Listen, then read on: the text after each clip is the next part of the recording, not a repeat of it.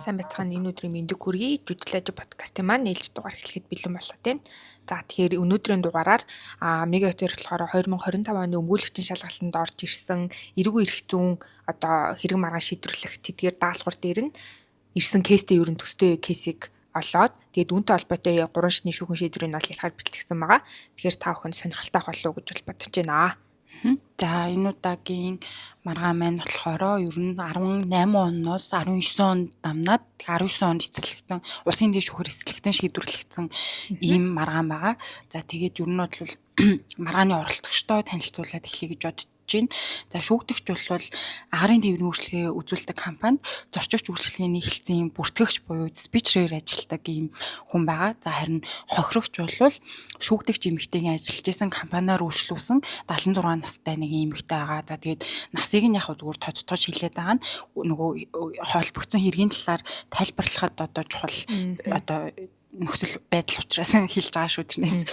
За тэгээд холбогдсон хэргийн талаар ярих юм бол шүүгдэгч нь бол агарын тээврийн үйлчлэгээ үзүүлдэг компанид зорчигч үйлчлэгээний хэлтсийн бүртгэгч буюу юм диспетчерээр ажилладаг хүн байгаа.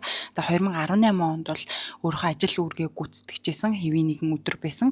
За тэр үед бол Солонгосын Инчон онгоцны буудлаас Монгол улсын Чингис хаан олон улсын нисэх буудалд буусан онгоцноос болвол зорчигчид нөгөө гарсан онгоцноосоо. За тэгээ энэ үед бол хохирогч болох 76 настай тухайн хүн маань бол онгоцноос буухтаа тэрэгцэр төрүүлээд одоо захиалсан байсан юм билээ. За тэгээд ер нь шүүгдэгч маань бол хохирогчийг тэрэгцэрт нь суулгаад за тэгээд нөгөө агарын хөлгөөс нэгсэх буудлыг холбосон юм нөгөө хоолой байдаг шүү дээ тий. Тэр нөгөө хоолойгоор ингэж түрж одоо явсан байгаамаа. За тэгээд энэ үед бол одоо нөгөө хоолоогоор явхад нэг юм хурц харуулагч шиг ч гэдэм үү тийм залгаасууд өгдөг штэ тий. Тэр залгаас дээр ингээд түрээ явж исэн чинь залгаас нь тээглээд за тэгээд нөгөө тэрэгцрээсээ хохирогч маань бол урагшаага ингээд өвдгөрөө сөхрөөд унсан байгаамаа. За тийм үүний улмаас хохирогчийн эрүүл мэндэд бол хохирол учирсан. За иймэрхүү ер нь үйл явдал болсон. За тэгээд шүүх шинжилгээний дүгнэлтээр бол хохирогчийн биет баруун өвдөгний урд чагтан холбоос шаант ясанд бэхлэгдсэн хэсэгт нь хэсэгчлэн урагдал. За тэгээ өвдөгний зөөлөн эдийн няцрал гэдэг ийм гэмтэл тогтоогдсон. За тэгээ энэ гэмтэл нь бол одоо хэрэг учрал болсон тэр одоо үед мохоо зүйлийн нэг удаагийн үйлчлэгээр бол одоо үүссэн юм шинэ гэмтэл байна гэдэг шинжтэй дүгнэлт гарсан. За тэгээ шүүх эмнэлгийн гэмтлийн зэрэг тогтоох журмын 2-3-ын нэгт зааснаар бол эрүүл мэндийг удаан хугацаагаар сарниулах ийм гэмтэл байгаа учраас гэмтлийн зэргээр нь тооцоод үзэх юм бол энэ нь хүндөвтөр зэрэгт хамаарна гэдэг ийм дүгнэлт гарсан байнамаа. За тэгээ энэ хэрэг маргаан бол мэдээж нөгөө одоо агарын хөллөг одоо түүний хамаарал бүхий энэ объектуудад үүссэн учраас энийг нөгөө тээврийн прокурорын газар одоо харьяалан шалгах юм билээ. За тэгээ тээврийн прокурорын газраас бол яллах дүгнэлт үйлдэж шүүгч хэлжүүлсэн. За ингэхдээ шүүгдэгч нь бол хөдөлмөрийн гэрээ ажлын байрныг тодорхойлтод заасан тэр үнцэн үүргээ биелүүлээгүй улмаас хохирогчийг тэрэгцэртээр суулган турж явж явах үедээ унгаагаад за тэгээ эрүүл мэндэд нь бол болгоомжгүйгээр хүндөвтөр хохирол учруулсан учраас эргэн үеийн тусгай ангийн 11.5-1 буюу хүний эрүүл мэндэд хүндөвтөр хохирол болгоомжгүйгээр учруулах гэдэг ийм гэмтэрэг үйлдсэн байна гэж үзсэн байнамаа. За тэгээд эрүүл мэндийн тусгай ангийн 11.5-1-ийг бол товч уншаад танилцуулчих. За энэ дээр бол хууль түүнд нийцүүлэн гаргасан захиргааны хэм хэмжээний акт за мөн хилцлээр хүлээсэн үүргээ биелүүлээгүй улмаас хүний бие махбодод удаан хугацаагаар эрүүл мэндийг сарниулах буюу одоо тийм гэмтэл болгоомжгүй учруулсан бол 450-аас 2700 нэгжтэй тэнцэх хэмжээний төгрөгөөр торгох. За эсвэл 240-с 720 цаг хүртэл хугацаагаар нийтэд цустай ажил хийлгэх. За эсвэл 1-ээс 6 сар хүртэл хугацаагаар зорчих эрхийг нь хязгаарлах ийм ялаар шийтгэдэг ийм гэмтэрэг байнамаа.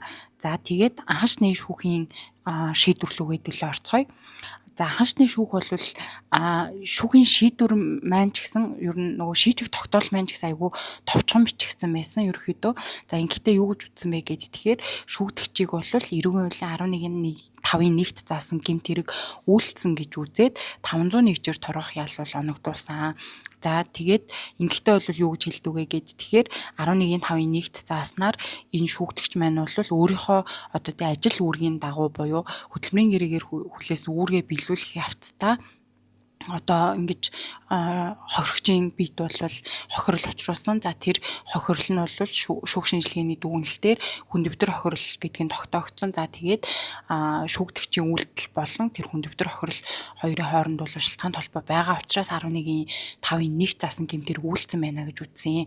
За тэгээд хохирлын хувьд бол баримтаар 1.1 сая төгрөгийн одоо нөгөө эмчилгээний тийм зардал бол баримтаар нотолсон юм байлээ хохирогч тал нь. За тэгэхээр энэ 1.1 сая төгрөгийг болохоор иргэний хуулийн 497-гийн 1 болон 498-ийн 1-т зааснаар болохоор ажиглагчдад нөгөө хөдөлмөрийн гэрээгээр буюу албан тушаалынхаа дагуу үүргээ гүйцэтгэх явцдаа одоо 3 дахь тэгээд тохирол учруулсан байх юм бол тэр хохирлыг бол ажиллуулж байгаа ажил олгогч хүлээнэ гэж заасны дагуу энэ эмэгтэй одоо тэр ажил олгогч нь бол энэ 1.1 сая төгрөгийг одоо хариуцах юм байна гэж. За тэгээд энэ ажил олгогч нь угаасаа нөгөө иргэний хариуцагчаар бас тогтоогдоод ингэ явж исэн юм билээ. За тэгээд маргааны явцад бол хохирогч талын зүгээс цаашаа дэмжлэгэнд бол 10 орчим сая төгрөг шаардлагатай гэдэг ийм одоо зүйлийг хэлж исэн. За тэгээд энэ тохиолдолд бол одоо нотлох баримтаа бүрдүүлээд иргэний журмаар нэхэмжлэх хэрэгтэй гэдэг ийм анхан шатны шүүхийн шийдэх тогтоол гарсан байнамаа.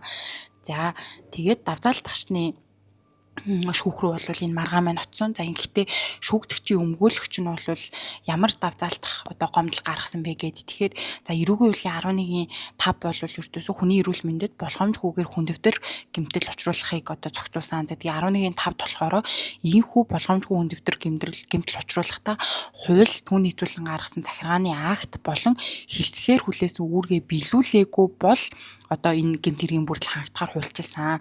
За тэгэхээр ингэснээр бол те хүний эрүүл мэндэд болгоомжгүй одоо хүндэвтэр гэмтэл учруулахдаа хууль захиргааны хэмжээний акт за эсвэл хилцлээр хүлээсэн үүргээ зөрчсөн байхыг шаарддаг. За гэтэл юун дээр анхны шүүхийн шийдвэр дээр бол энэ шүүгдэгчд одоо эрүүгийн хариуцлага ногдуулахдаа яг ямар те одоо хууль юм уу эсвэл захиргааны хэмжээний акт юм уу за эсвэл гэрээгээр хүлээсэн яг ямар үүргээ биелүүлээгүй вэ гэдгийг тодорхой заагаагүй гэдэг ийм үндэслэл хэлж давзаалт гомдол гаргасан.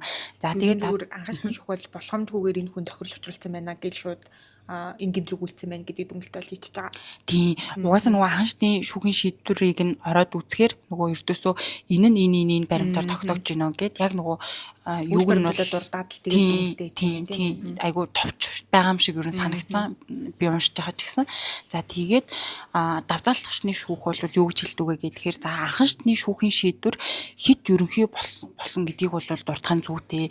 Гэхдээ анхны шүүхийн шийдвэр бол үндэслэл бүхий байна гэж ингэж хэлдэг. За ингэхдээ бол нөгөө яг маргаад байгаа яг юуг зөрчсөн гэж шүүх үзэж байгаа юм бэ гэдгийг давзаалтагчны шүүх тайлбарсан байсан. За ингэхдээ за тухайн компани зорчигч үйлчлэгээний заавар гэдэг юм баримтж өгд юм байна. За зорчигч үйлчлэгээний заавар нь болохоор Монгол улсын хууль, за тэгээд иргэний нисхийн багц дүрм, за олон улсын иргэний нисхийн нөгөө конвенцуудад нийтүүлэн гаргасан юм компани газрын үйл ажиллагааны харийн ажилтан албан агчдын үйл ажиллагаанд баримтлах одоо гол дүрм журам юм байна гэж ингэж хэлдэг. За тэгээд энэ зорчигч үйлчлэгээний заавар дээр нь бол энэ зорчигч үйлчлэгээний хэлцээний бүртгэгч буюу диспетчерийн хийж гүйцэтгэх ажил үйлчилгээ үүргийн талаар бол тодорхой тусгасан байна. За тухайлах юм бол за энэ диспетчер нь болохоор зорчигч үйлчлэгээний зааварт заасан тэр иргэний засгийн ерхий газраас гаргасан дүрм журам заавар за батлагдсан тогтоох шийдвэр зэргийг бол сайтар мэдчих ёстой. За тэгээд тэрийг үйл ажиллагаандаа хэрэгжүүлэн ажиллах ёстой гэдэг үүрэг байна. За мөн бүртгэлийн өмнө болон дараах зөвлөгөөнд орж үүрэг даалгаврыг чанд биелүүлэх үүрэгтэй. За тэгээд яг нөгөө зорчигчд ийм хурдан шуурхай үйлчлэх чиг үүрэгтэй. За тэгээд зорчигчдыг угтан авч үдэн гаргах үүрэгтэй юм байна. За тэгээд мөн тэргийн цэртэй, өвчтэй, өндөр настай, хүүхэдтэй зэрэг ийм тусгай анхаарал шаардлагатай зорчигчдод бол онцгой анхаарал хандуулан үйлчлэх талаар бол энэ одоо юунд нь тусгасан байна. Тэгээд зорчигч үйлчлэгээний заавар дээр нь бол тусгасан юм байна.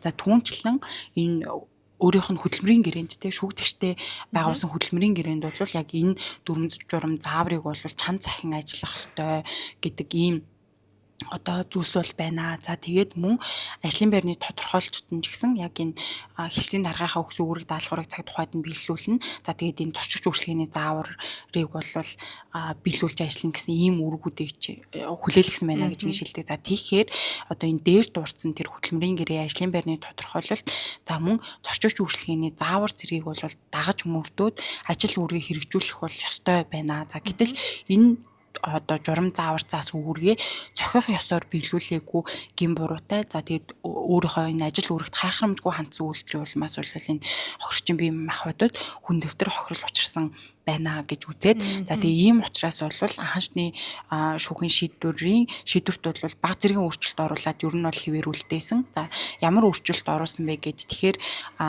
энэ нөгөө хохиролтой холбоотой хэсгээр нэг өөрчлөлт оруулсан. Гэхдээ нөгөө ажил олгогч нь бол гим орыг одоо хариуцах үүрэгтэй тий. Гэхдээ одоо тухайн ажил олгогч нь хариуцсныхаа дараа эргээд тэр ажилтан бол нөгөө шууд санаатай буюу илтэд болгоомжгүй үйлдэл гим хохирол учруулсан байх юм бол нөгөө гим хорыг нь хариуцсан байгууллага нь тэр ажилтнаасаа нэхэмжлэх хэрэгтэй шүү гэдэг заалт нэмж оруулаад тэгээд тийм цаашаа нэхэмжлэх хэрэгтэй шүү гэж нэмж оруулаад за тэг үндсэндээ бол яг тухайн шүүгдэгч маань эрүүл үйл 11.5-ын 1-т заасан хүний эрүүл мэнд болгоомжгүйгээр хүн дэвтэр гэмтэл учруулсан байна гэж үзээд 500,000 төгрөгтэй тэнцэх буюу 501-тэй тэнцэх буюу 500,000 төгрөгийн торгох ялыг нь бол хэвээрүүлсэн юм байлээ.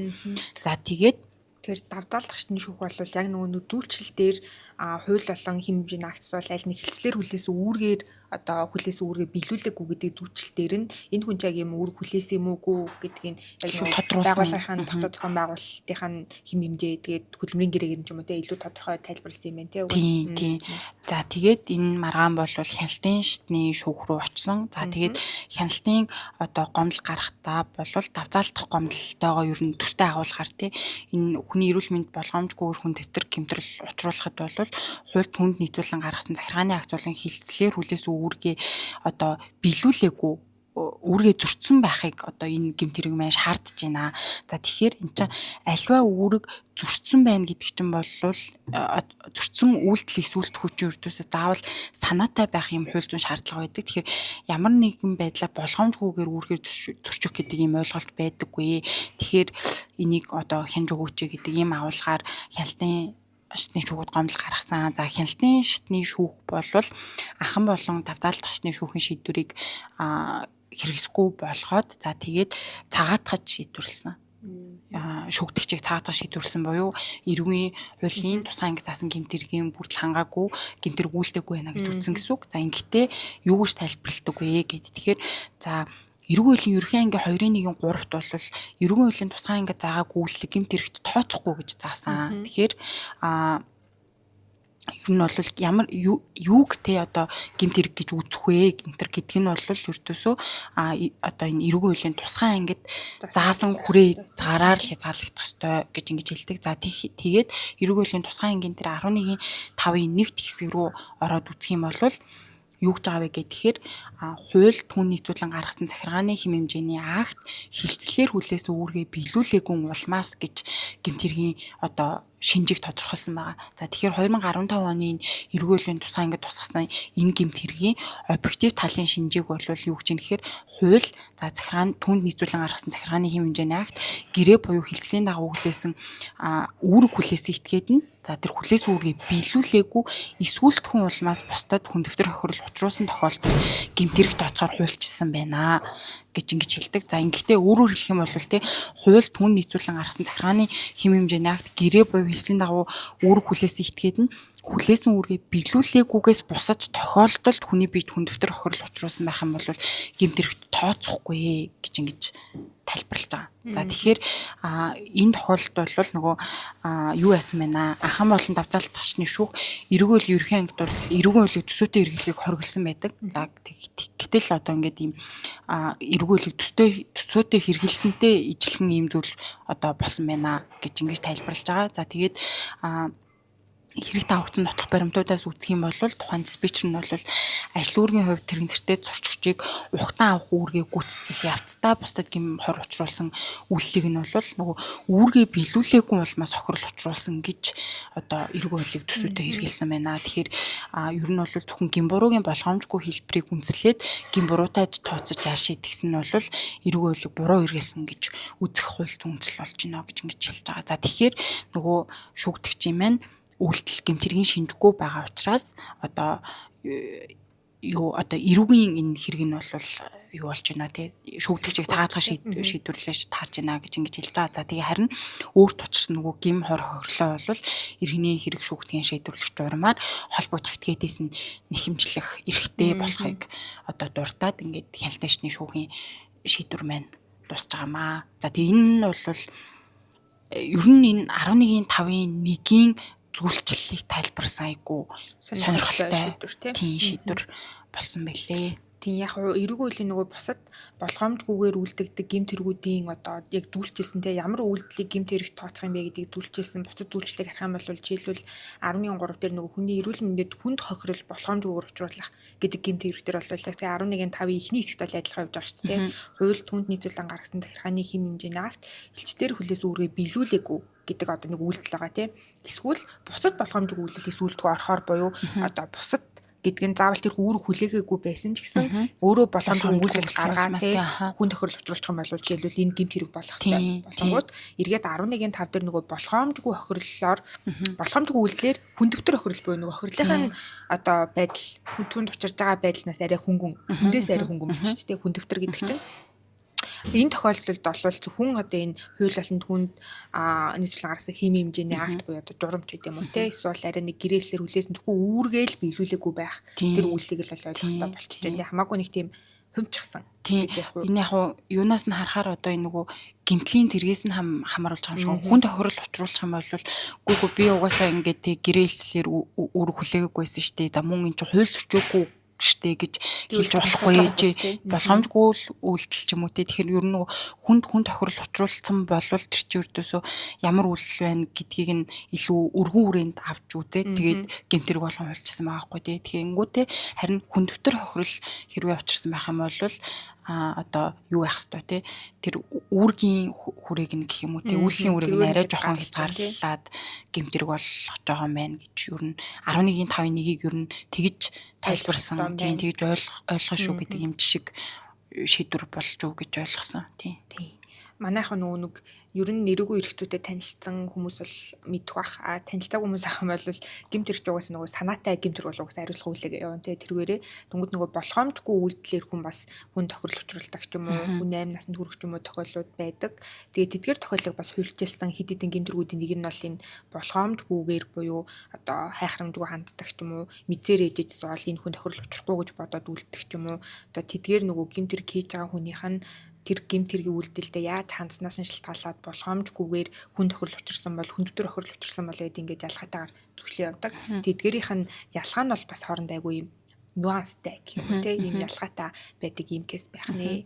Энэ дээр яг нэмэх нь нөгөө хохиролтой холбоотой ер нь нэг яг практикт тулгардаг айгүй чухал асуудал хөндөгдөж байгаа. Яагаад тэгэхээр хяналтын шийдвэрийн шүүгч хэлэх юм бол цаатаа шийдвэрлэж байгаа шүү дээ. Тэ цаатаа шийдвэрлэхээр чинь юу болчихж байгаа байхгүй нөгөө өмнө хохирлын гаргуулсан хэсэг ч гэсэн хүчингү болоод та хохирлоо бол энэ чинь нөгөө гэмт хэрэг биш байна. Манай журмаар шийдвэрлэх юм бол биш юм байна.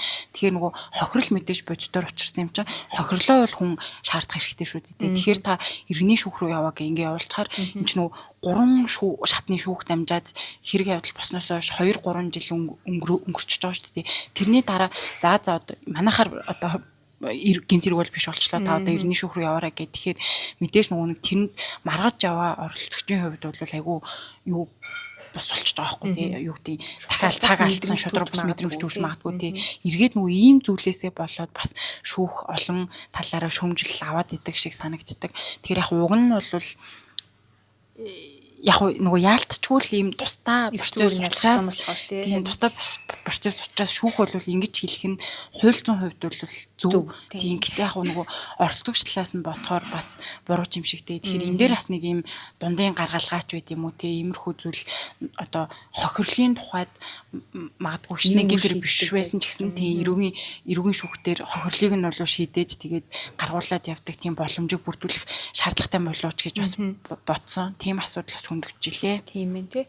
Энэ тохиолдол дээр ихтэй яг манайхан харвал энэ хүний одоо саяны манай хэрэгт холбогдоод байгаа ажилтны маань үйлдэл нь бол ерөөсөө энэ хүн тохирол учруулсан тий. Одоо хүндэтгэл тохирол учирсан уу гэвэл угаасаа учирсан. Гэхдээ энэ нь эрүүг үйл заасан гэмт хэрэгэл биш байна гэсэн болохоос энэ хүний ерөөсөө ямар ч буруугүй гэдэг зүйлд бол биш гэсэн үг шүү.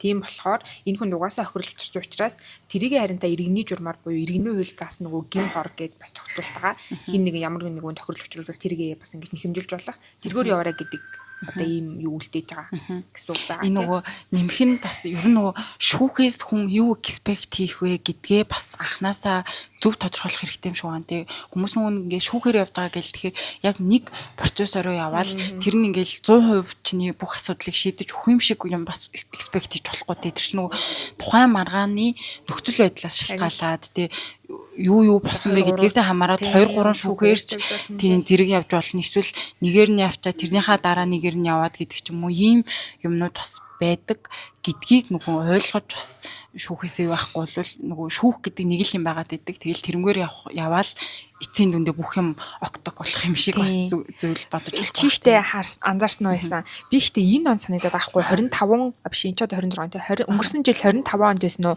нөгөө нэг яг одоо Miat компани ажилт ингээд icon дээр энэ go дээр энэ гэх сайтууд дээр мэдээ өгсөн байхгүй юу. Яг нөгөө тэр энтертэй одоо хөвш настай иргэний төрж явж байгаа дунгаас нь тохирлол учирсан байна. Үүнтэй холбоотой хохирлын хэмжилжээ энэ гээд мэдээнүүд явж байсан. Тэгэхээр тэр кейс юу нь бас энтэй холбогдож иргэний журмаар явсан хохирлол нь орж ирж байгаа юм болов уу гэж би хальт харсан. Тэр мэдээнүүд л явжсан. Тэгэхээр манай зарим сонсогч нараас тэрийг харсан байж бол магадгүй гэж бол бодож байна. Зүг нэмэх нь яг зүгээр энэ маргаанд маах ч нэг айгу жижигхэн улс болохоор ердөөсөө нэг компани гэл ярихаар баригдчиад байдаг гэдэг шиг те энэ харин ялцгүй Miat-ын кейс байсан л да ялцгүй нөгөө агарын тээврийн компани гээд тэгээд солонгос руу нисдэг гэдэг юм байна. Тэгэхээр яг мэдээж нөгөө нэг энэ бодлол ингээд амар common бас тохиолдож болох кейс байгаа байхгүй тий. Тэгэхээр иймэрхүү зүйл дээр бас нөгөө байгууллага ч гэсэн дотооддоо бас одоо тэр хохирол барагдуулах ч юм уу тий. Тиймэрхүү процессоо бас журамлж бас юу амаар л юм шиг санагдсан. Тэгээд нөгөө зүгээр юуны хохирогчийн мэдүүлэг энтрийг нь харж байхад ердөөсөө компани би яг нөгөө энэ эмэгтэйд бол буруухгүй байгаа. Гэтэ компани бол эргээд ийм зүйл болсны дараа ингээд надтай холбогдож ямар нэг юу байгаагүй маагүй гэдэг юм тийм ярьсан байсан. Тэгэхээр яг мэдээж нөгөө үйлчлэгийг үзүүлж хахад ийм эрсдэл гарч болно гэдгийг чинь компани өөртөө бас тооцоолоод тэн дээр ийм цогцтой арга хэмжээнүүд авах нь бас зүйлээ тийм. За ийм байла. Тэгээд дугаарынхаа доор нь шүүх шийдвэрүүдийн нэг үлдээч те та сонирхолтой их байрын танилцаарай. Тэгээ энэ жилийн өмгөөлөгчийн шалгалтанд нэг иймэрхүү кейс ирсэн. Миний бодлоор би ч нэг орсон хүний хувьд эргээд гарч ирэхэд хүмүүс айгүй өөр зөндөөл бодсон хариугнууд бичсэн юм шиг харагдсан. Тэгээ зүгээр энэ кейсийг угаасаа яг ийм л үйл баримттай кейс орж ирсэн л дээ. Тэгээ энэ кейс байх л гэж бодсон. Тэнгүүт орж ирж байгаа хөгжил нь одоо өмнөх нэг өмгөөлөгчийн шалгалттай холбоотой дугаарыг ойко дээр юу ирсэн бэ гэдэг ярьсан шүү дээ. Тэн дээр хэлсэн чил айгүй товч нэг ганц өгүүлбэр л орж ирсэн явж байгаа дуунагчжээ ийм охирол учиртэй тэгсэн чинь прокурор ингэж одоо ялах төгөлдүүлжээ гэдэг ийм л юмэрсэн болохоор яг цаана нь айгүй иймэрхүү кейс бол байсан юм байна. Тэгээд та тэр одоо дараа жилийн өмгөөлөгчийн шалгалтанд бэлтгэжээвэл ер нь одоо иймэрхүү дүүлчлээ маргаантай те нарийн нюанстай кейсүүдийг бас харуул шалгалтанд ирэх бас боломжтой болов гэж бодож байна. Нэрээ энэ кейс чинь бас гэмтэргийн шинжгүй гэд юу асан юм шүү дээ. Миний санаж байгаа өнгөрсөн жилийн кейс бас нөгөө гэмтэргийн шинжийг хэлбэрийн төдий агуулсан гэдэг 2-ын 4 дээр төлөөр их ангийн тэрнгээр бас юу яжсан нөгөө мод тулгаалсантай холбоотой кейс жижиг мод л нөгөө юу яцсан ухцсан байсан мод гэх юм уу? лүү? Биш ээ. Тэр чи одоо ялтарсан байсан Аа, шиг. Ургах чадваргүй болсон байсан мод юу ачдаг үлээ тий. Зөв, Өөрөө зөв, ярьсан зөв. юм бас өөрөө Харин тийм мартчихжээ. ээ. Гэтэ жилийн өмнө л доо. Тийм ээ. Тэгэхээр саяны 2 жилийн кейс юу н дарааллаад ийм гэмтэргийн шинжгүй Ер нь болж бол дуусж яг байгаа. уу тийм иймэрхүү кейс өгж байгааг нэг цаажилгаанд бас юу юм бол гэсэн нэг өмгөөлөгчийн шалгалт учраас өмгөөлөгчнөр аль болох нөгөө яг яллагдчих жахаа ингээд гэмт хэрэг үйлдэлсэн яг гэмт хэргийн нөхцөл байлигдтойгоо цаадах хэвээр цаадах ч юм уу те тэр дүгнэлтээ ингээд айгу зөв хийх хэвээр болохоор магадгүй нөгөө анхан дахваа ингээ хувцсан учраас яг тэр гэмт хэрэг бишимэн дээр ингээ хувчингууд дээж рүү ямар гомдол гаргадаг ч юм уу мэдгүйсээ өмгөөлөгчийн дүгнэлт нь үнэхээр тэр үнийг цаадах чадхаар байна уу одоо сэнийх шиг нөгөө нэг төстөө байна уу тий гэдэг дээр илүү бол бас нэрээ төвлөрдөг гэж магадгүй л тий тэрийг гаргаж ирэх гээд бид дэвд нөгөө 2 жилийн статистикаар бол тий ийм дүгнэлт гарч шүү тий. За энэ үрээд өнөөдрийн дугаар маань дуусж байна. Тий. За анхаарал хандуулсанд баярлалаа.